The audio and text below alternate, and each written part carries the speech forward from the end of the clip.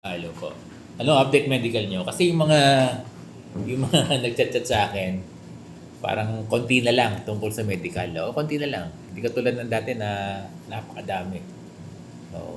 Ibig sabihin yan, ay dumating na yung mga medical nyo, ganun ba yan?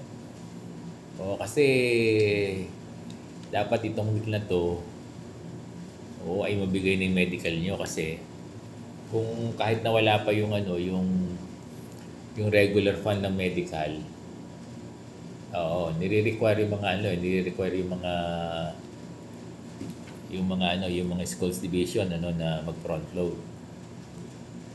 Pero kung nandiyan na yung nyo, yung inyong regular fund, di mas maigi. Pero in fairness kokonti na lang, tinitingnan ko yung mga nagchat. Ano ba ako? Kokonti na lang yung mga nagchat ng medical. Ang ibig sabihin niyan ay, pero in fairness oo, marami na nagchat na meron daw silang medical. Marami na, di ba? Yung mga dating nagchat na wala silang medical, ngayon naman ang chat nila, meron na silang medical. Marami na ang nagchat na meron silang medical. Mas marami ngayon yung nagchat na meron silang medical kaysa sa walang medical. Ngayon, konti na lang yung nagsasabing wala silang medical, no? So, ibig sabihin, meron na, no? Yung iba. Pero, yung iba ay wala pa.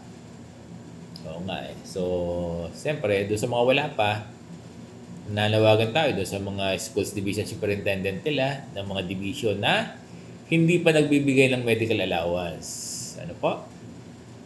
Sana po ma-priority itong 7,000 medical allowance ng inyong mga guro. So baka till Friday, wala pa lang pasok ng Friday. Work from home.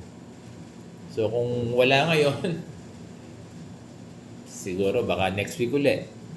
Pero ano naman yan, weekly nagkakaroon ng developments yung ibang mga division nagkakaroon ng medical, no?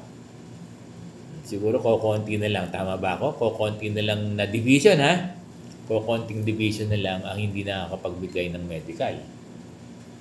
Tingin ko. Oo. So sana yung mga division na hindi pa nagbibigay ng medical, sana ay magbigay ng medical allowance. Ano po? Antay-antayin nyo lang siguro. Kung wala pa kayong week na to, antay pa uli kayo ng isang week ng May.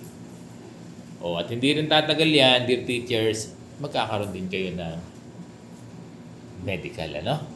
Yan ang natin. Yan ang napupursi natin.